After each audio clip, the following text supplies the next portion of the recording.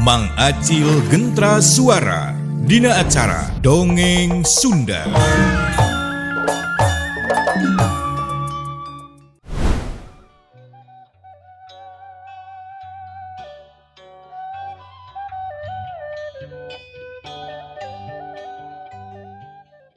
Awatos teh atuh Aden upami kitu mah. Oge hapunten nu kasuhun atuh ti Mamang sareng Bibi ogenan. Tos nyangka anu lain-lain ka Aden. Danya kitu kaleresan ieu teh. Di lemur teh pugu Aden nuju riweuh. Nuju meuweuh ieu teh. Ku garong sareng rampok. Mantakna mang teh di dieu we ieu. Miketan ingon-ingon. Jarang sare kaunginakeun teh. Danya kitu keur Mamang mah tuh da buburuhaneun kanu sejen teu aya Aden. Nya kana naon deui iwati numuk keur pangabutuh teh ngandalkeun ngarit ngagegedean ta ingon-ingon ari geus gede lamun seug teh ingon-ingonna kalah digarong aduh Mamang teh cilaka 12 meureunnan tak kitu Aden kitu ceuk Mang Kapri anu tanpa ditanya harita ngebrehkeun kaayaan di lemurna. Oh kitu Mang, jadi ieu lemur teh keur meuweuh ku garongnya anu mahabu. Nah teu ditalingker, henteu diarudag, henteu dikarepung teh Mang. Ceuk Idon bangun penasaran nanya ka Mang Kapri. Aden, ari ronda sareng para patugas masuk ngepung eta ogenan. Waktos kajantenan di Palikulon teh. Tapi dina kasalepekna teh si eta garong teh kalah ka ngalawan. Bari jeung pangabisana teh sanes tanding-tandingeun gaduh elmu tah anu sanes bantrak-bantrakeun. Malah sakapeung mah diberi dugikeun ka tungtung lemur duka ka mana lesna jol-jol ngiles we taya tapak-tapakna acan teu saalit Aden di dieu mah anu kapalingan ku ingon-ingon mangkukna belah kaler kamari belah kidul janten kitu we tah silih susul mantak mang teh satekah pola ngajaga ingon-ingon anu sakieu-kieuna sugan jeung sukan we atuh bisa nyundang-nyundang kana pangabutuh da bubuhan ari di kampung makana naon deui. Mang teh pada melantai ngarit Aden mantak dikereuyeun we tah dugikeun ka ayeuna. Oh kitu, berarti sarua meureunna Mang anu sok ngaributkeun bari jeung ngagarong teh eta teh hiji komplotan lain saurang kitu maksudna. Ceuk Idon nanyakeun deui ka Mang Kapri.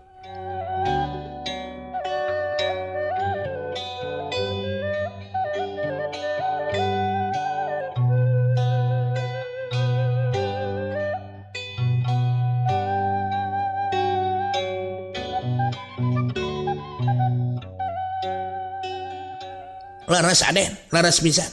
Malihan sok aya kana opat urangna eta teh. Kadang-kadang tiluan kitu sadayana ogenan maraket teregos teh Aden. Nya lamun telepat mah teregos gambar anjing. Duka naon maksudna eta teh. Mamang ogenan teu terang. Kitu cenah ceuk Mang Kapri. Ngadenge caritaan kitu Darman ngahuleng harita teh. Mikiran naon-naon anu geus kajadian di sababaraha tempat anu kapanggih ku manehanana. Tetela ieu mah komplotan garong eta keneh anu ngaranjah ka unggal lemur teh.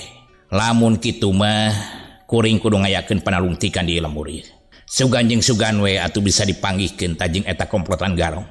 Kuring ngarasa penasaran, hayang ngayakinkeun bahwa teuing jelema anu datang ka ieu lemur teh eta teh hiji komplotan jelema biadab anu geus mateni ka bapa kuring. Cik Darma nyaritana tegas pisan sabab kasurung ku rasa penasaran hayang yakinkeun ka komplotan garong anu sok nyieun kaonaran di eta lembur.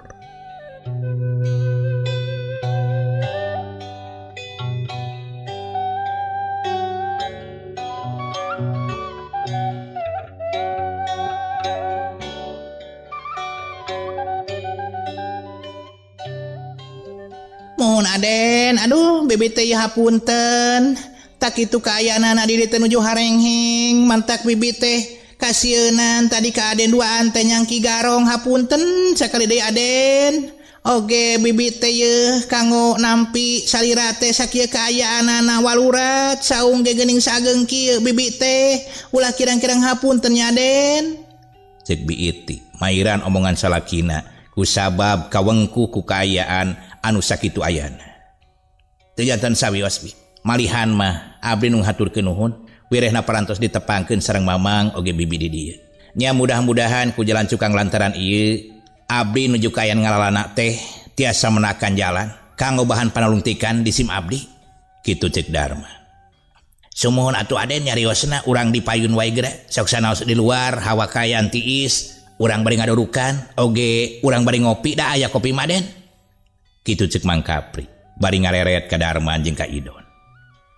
Oh gitu Mang, nya hayu atuh urang ngadorukan lah nya tamat tiris. Cek Idon bari ngaleos pageulana kana bangku anu aya di hareupeun saung.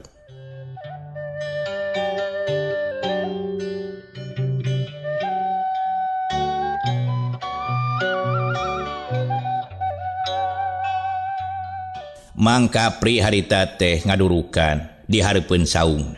Nya geus kitu nagogkeun teko anu maksudna mah bari jeung naeur cai. Nya sanggeus cai asak, tuluy nyician ti kopi 3 gelas. Anu hiji dibikeun ka Darman, anu hiji dibikeun di ka Idon. Hiji deui kumanehanana. Pok Mang Kapri teh nyarita. Akitu Aden wayahna we saaya-aya.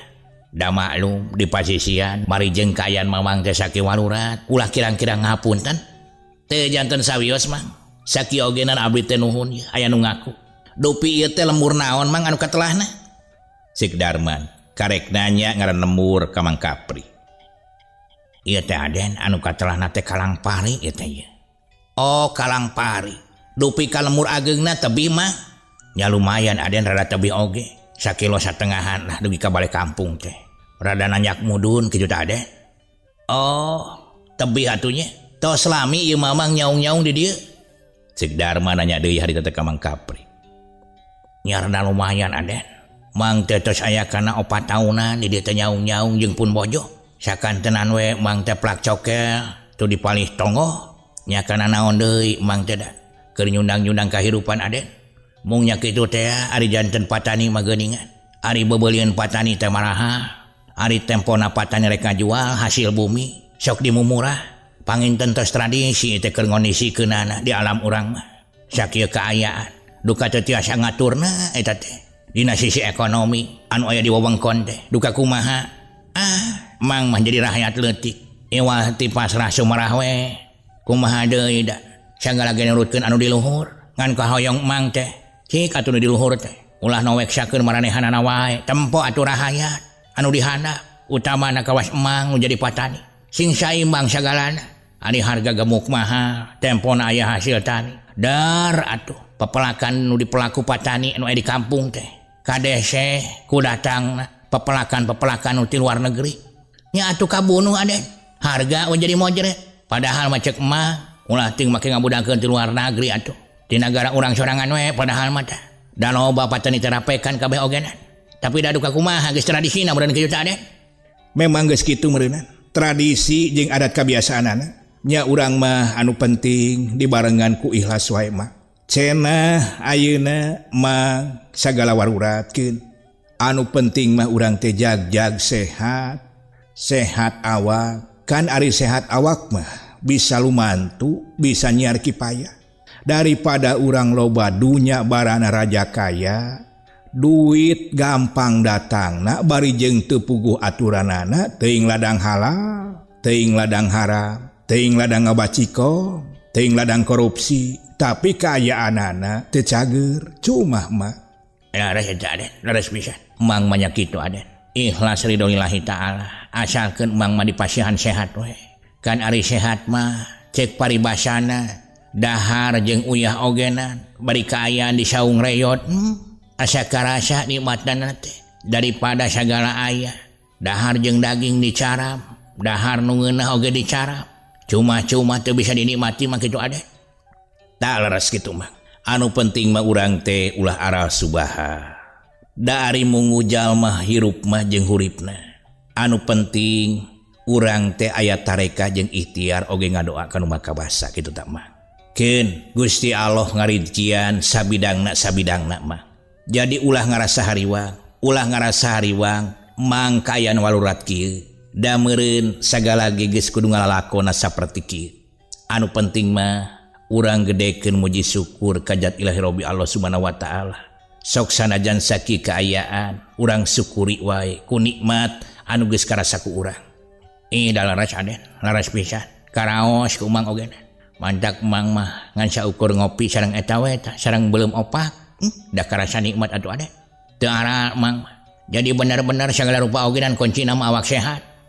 Jadi sabenerna mah anu disebut kabagjaan, kabungahan teh relatif mah. Jadi lain peda disebutkeun bro di juru bro dipantau ngalayah harta di mana-mana. Urang bisa bagja, urang bisa bunga, tan wane. Kalah ka jadi kariweuh, kalah ka jadi kapusi. Senang keneh urang ngan saukur boga saung butut, dihareupna aya kandang domba. Kan bagja. Jadi cantang tuh. Hiji jalma anu rea raja kayana bakal senang dina hirupna. Contona anu loba balong blak di ditu, blak di dieu, dipelakan lauk, mani tinggu diba. Tempona hujan gede, hariwang maneh nama, sieun balong bentas, sieun lauk ke bawah caah. Coba mamang, najan di saung ki ogenan nyangkere, enak we ngarerehe kitu sanes. Sik Idon harita teh bari ngabanyolan ka Mang Kapri. Memang gitu, teu tiasa digamarkeun ari kabagjaan mah memang rupi-rupi eta teh. Kari-kari urang teh bisa narimakeun sareng henteu. Kitu ceuk Mang Kapri bari ngasur-ngasur suludurukanana.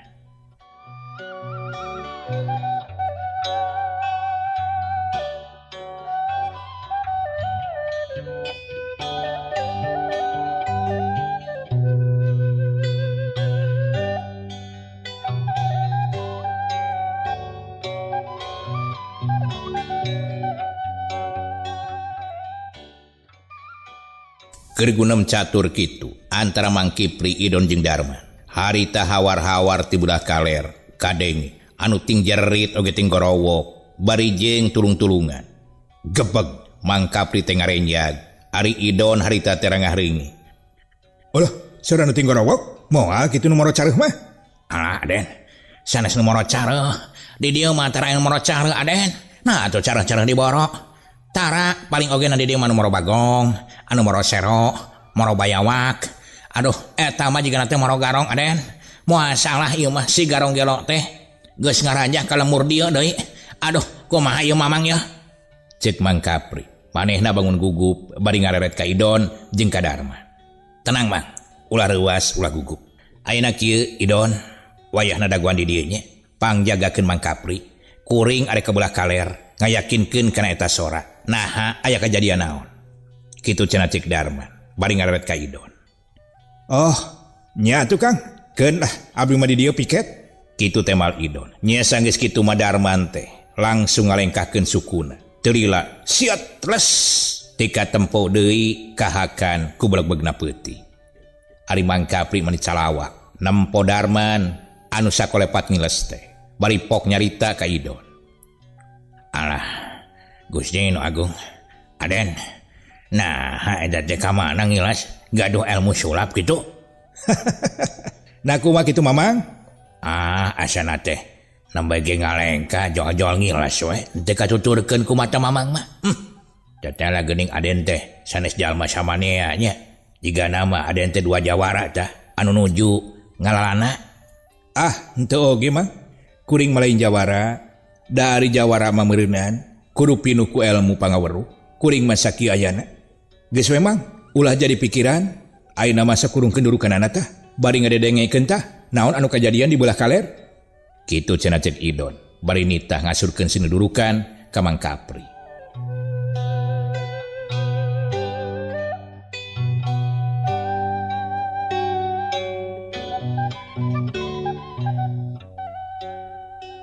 Urang tinggalkeun heula kayan Mang Kapri jeung Idon. Ayeuna urang nuturkeun lampahna Darman anu ngolepat ninggalkeun saung Mang Kapri. Harita Darman terus ngajugjug ka datangna sora anu ting gorowok ti beulah kalereun saung Mang Kapri.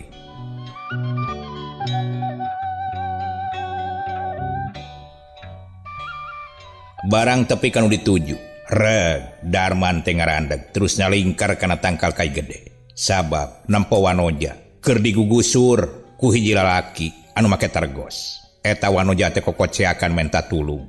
Tapi sararea anu aya di dinya teu bisa deukeut, jeung teu bisa ngabelaan. Kusabab eta jelema teh ngabar-ngabar bedog bari jeung susumar kanu aya di dinya. Sok saha anu wani-wani deukeut ka aing, dicacag ku aing wadah. Pangheulana dikirimkeun ku aing ka astana. Ka astana. ka akhirat sia geus ka akhirat sia pasti kastanakeun kitu maksud dewek teh sia ulah wani-wani ngahalang-halang kana pamaksudan aing ieu awewe ku aing lain rek dipaehan ieu tapi ku aing rek dijieun bebene arek dijieun pamajakinan pamajikan sia nah ting ngarti sia kitu cenah cek eta jalma anu susumbar kan waraya di dinya ari awewe nu keur dicekel na terjelan bari jeung tulung-tulungan tolong najis teuing aing mah najis tulungan bapak mah tulungan cicing geuleuh cicing nah tinggal terjelan wae atuh ku akang ge moal dikukumaha dijamin sumpah akang keur nyai tah benerna ogenan akang mah moal arek nyiksa saeutik ka nyai moal sing percaya ka akang kitu cek eta jal oreng si mana horeng eta teh bener komplotan garong teh harita anu keur ngenyang hiji wanoja teh nya eta Birong anu manehanana keur ngayakeun operasi ngaranjak ka eta lembur sakabeh warga nu aya di dinya ngan bati karunya we nempo kayaan tatanggana anu kamusibahan arek diculik ku eta garong harita teh aya hiji pamuda anu beuleuh kesenteng terus maju ka hareup bari pok nyarita sia garong edan ari sia wani-wani sia campelak lesotkeun eta awewe sia lesotkeun ceuk eta lalaki nah atuh ari cakakak teh si Birongnya kakak menilangakan bari pok nyarita aing hayang ceri heula sia nyaho cek aing rek seuri cacing caus sia pah teuing geus bosan hirup sia sia umur sabaraha taun hitung heula ku sia nah sia ikhlas ridho lamun umur sakieu ku aing dikirimkeun ka akhirat lesotkeun sok lamun teu dilesotkeun dicacak sia ku aing ceuk eta pamuda susumbar ka Birong abong ting bibir teh diwangku sia abong ting leta tutulangan lamun sia bener-bener wani ka aing sok tarajang aing sok aing bade kaya rek sieun ku sia sok aing make leungeun sabelah we lah sabab sabelah di malebar ieu sinolis bisi leupas kitu cenah ceuk si Birong atuh eta pamuda teh ngagudug nafsuna serepet ngalugas bedogna langsung narajang ka Birong bari ngaheumbatkeun bedogna tapi Birong ngan saukur manehna ngagilekeun awakna ka belah gigir bari siku kencana ditunyelkeun kana dada eta pamuda hiuk leplos soloyong dada eta pamuda teh disiku ku si Birong langsung eta pamuda teh burial buncelik arek ngagoak teu bekas sabab karasa dadana asa sesak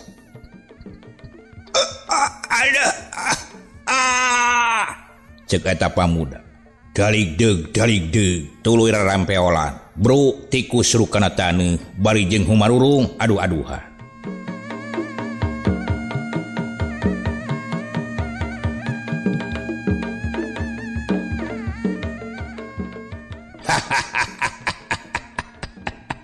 sok saha nu wani deui saha nu wani geura maju ka aing layanan aing tah aing si Birong lamun sia eueuh anu maju teu naon-naon aing mah moal nawar deui teu naon-naon tapi ku sia sadarea saksian eta wawelek anu bieu geus nyucungah ka aing rek diparagatkeun nyawana ku aing tah yeuh deuleu ceuk si Birong bari ngalugas bedogna harita teh katempo ngakurilap kacaangan ku cahya cempor anu ngagantung di luareun imah gebeg sararea ngarenjat sabab susumbarna si Birong lain ngan saukur nying sieuna pasti jeung kabuktian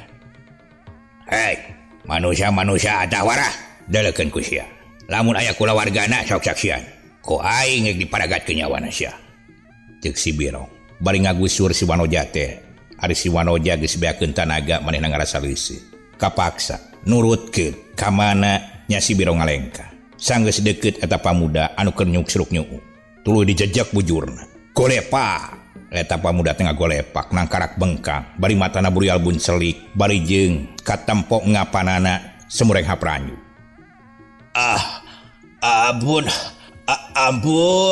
ampun cik eta pamuda bari nangkarak bengkang terus ranggah leungeunna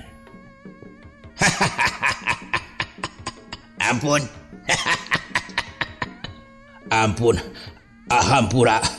hampura kuring hampura pek we wanoja rek dibawa mah kuring moal arek nyaram Cek eta pamuda ngomong pegat-pegat sabab karasa dadan ditunjal kusi-kusi Birong teh ayeuna eungap bari jeung nyeri. Hampura gampang hampura mah tuh. Soal maaf memaafkan eta mah soal hari raya. Ayeuna mah kieu wae lah supaya jarongjon anu lalajo jongjon aing atuh di dieu jongjon pada jongjon tah deuleu ku si aya naon ieu tah cek si Birong harita teh bari ngacungkeun bedogna sanggeus kitu diatelkeun kana beuheung eta jalma atuh puguh si pamuda teh beuki burial buncelik manehanana kesang tiis geus ngoprot masihan sakujur awak manehna geus teu puguh rarasaan asa eling asa henteu sabab pasti eta garong teh lain heureuy tapi nyata bakal maragatkeun nyawa manehanana.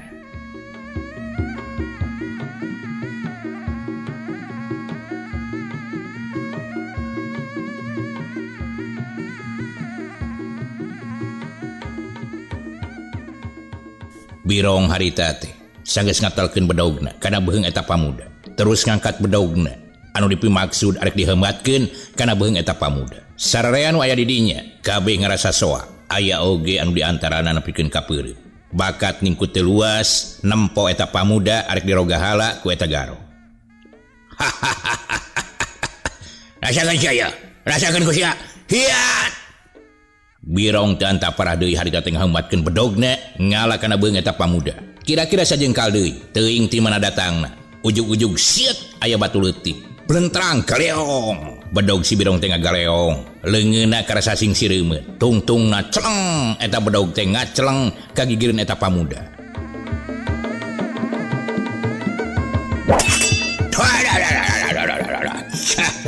Kurang ajar sia saha ieu anu wani-wani ka aing ngalawan hah saha cek si Birong harita teh bari alak ilik kasakur anu aya di dinya kabeh ngayak-yak bari nempokeun pamuda anu geus taya tangan pangawasa sabab nyawana keur aya dina bahaya. Si Birong alak ilik kana aya di dinya terus mapai hiji-hiji bari pok nyarita. Kurang ajar sia maneh sia nya anu macam-macam cek si Birong nunjuk harita teh ka hiji kolot.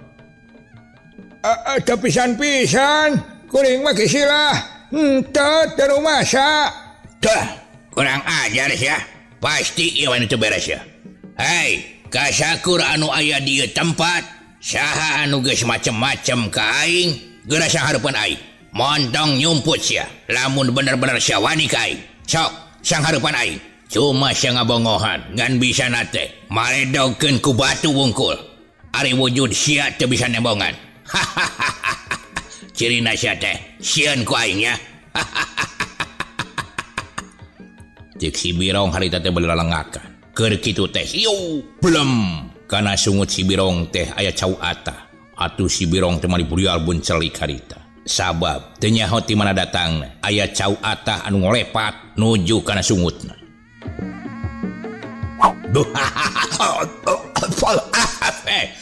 Wah ieu mah lain ngaheureuyan ieu mah pahang gelo teh teu sopan ka aing cek si Birong harita teh bari ohek-ohekan sabab karasa pahitna ku geutah cau pentil. Si Birong nafsu harita teh burial buncelik matan ngararetan kasakur anu aya di dinya ari anu ngariung di dinya kabeh ogenan pada ngarasa heran nah hati mana jeung saha jalmana anu geus wani-wani ngaheureuyan ka eta garong malah mah teu saeutik oge aya nu nahan pikasirieun sabab manehna nempo pisan si Birong keur ngagakak seuri ujug-ujug sungutna kacocokan ku cau pentil. Saha ieu manusana saha sia ngomong cek si Birong bari lajag-lejeg terus kanu aya di dinya kabeh harita teh ting purungkut pada sieun kasangka ku si Birong. Sia seri berarti sia nya anu bieu ngalungkeun cau pentil ieu kana sungut aing sia ngomong cek si Birong ngareret harita teh kanu nahan pikasirieun bari jeung seuri ge seuri soak manehanana gebeg atuh anu nahan pikasirieun teh ngagebeg reuwas sapada harita eta jalma teh ngayak-yak tuluy ampun-ampuna. Ampun juragan. Ampun abdi mah henteu. Abdi ngagubunjengkeun sotenan sanes abdi anu gaduh dosana. Namun abdi teh awatos we ningali juragan. Namanya ngapah cau pentil. Ampun, juragan tak abdi mantep. Kurang ajar. Maju sia karep, maju sia. Cek si Birong nitah ka eta jalma. Nya adalah di kumaha eta jalma teh terus maju berjeng ngadegdeg. Sanggeus aya di hareupeun si Birong. Tuluy manehna teh aniprek diuk. Teu kenging di kumaha abdi mantep. Teruh maos juragan. Lamun sia teu rumasa wayahna ku sia pangneangankeun. Hiji jelema anu geus macem-macem ka aing. Ngan sameme sia manggihan eta jelema kudu ngarasakeun heula pangjajab ti aing. Ceuk si Birong harita teh bari ngaheumbatkeun peureup nu buleud nuju kana tarangna eta jalma. Tapi samemeh nepi harita teh teuing ti mana datangna. Col siat jurali cre. Aya hiji dedegan jajaka anu nangtung hareupeun si Birong. Gebeg si Birong teh ngarenjak terus molotot ka eta jajaka.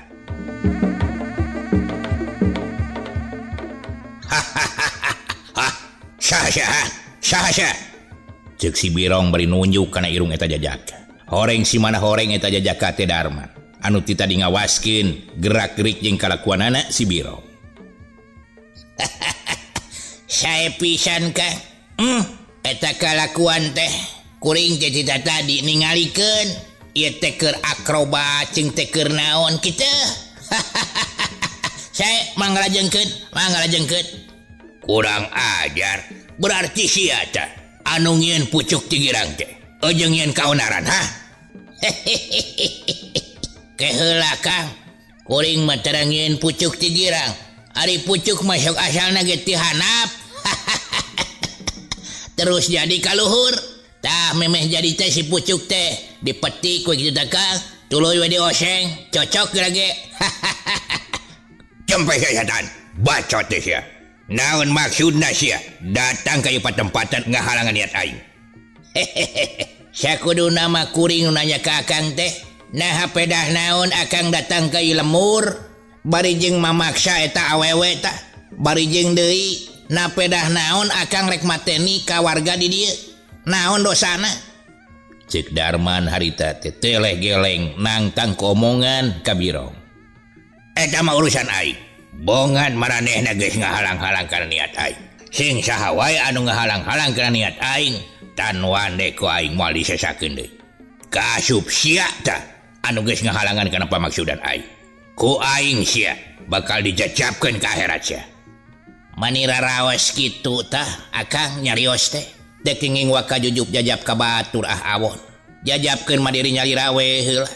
Tos sae teu acan tah ngajajab ka akhirat teh. Lamun Akang tos sae dina kalakuan tiasa ngajajabkeun batur supaya dina kasayan. Naon sia ngomong naon? Ngadalil eta teh? Ih, sanes ngadalil Kang. Dari urang mah papada jalma papada manusia. Saeutik henteuna urang teh wajib silih elingan. Mangga sia. Sia wani-wani datang ke ieu patempatan bari jeung geus ngahalangan pamaksudan aing. Urang tarung bebeakan jeung aing. Saha anu bakal unggul? Nah sia atawa aing? Alah teuing abong-abong garong-gerotnya. Pagaweana teh ngan saukur tarung jeung gelut. Haok kadua gaplok. Sae tak kalakuan teh ka? Keun bae eta mah urusan aing. Urusan sia. Ngan sameme aing metik pati sia. Supaya terjadi kapanasaran. Sebutkeun ngaran sia saha. Nah perlu kitu. Kuring nyebutkeun ngaran. Nya heueuh atuh. Supaya puguh ku aing urapkeunana sia. Yakin ku Akang diri kuring teh dikurapkeunana? Moal ku balarean we di dieu. Nya ku aing sorangan lah. Ek ditambul ku aing mah. Heug atuh lamun kitu mah Kang. Ngaran kuring Darman. Asal ti lemur Campaka. Budakna Wikanta. Anu ku balad sia geus dipodaran bapa aing tah. Ayeuna Darman jadi heuras nyaritana. Bari jeung mureleng ka Birong. Birong teh teu sirik teu ngagurubu. Ngadenge ngaran Campaka. Oge ngadenge ngaran Wikanta. Pok ngagrentes dina hatena.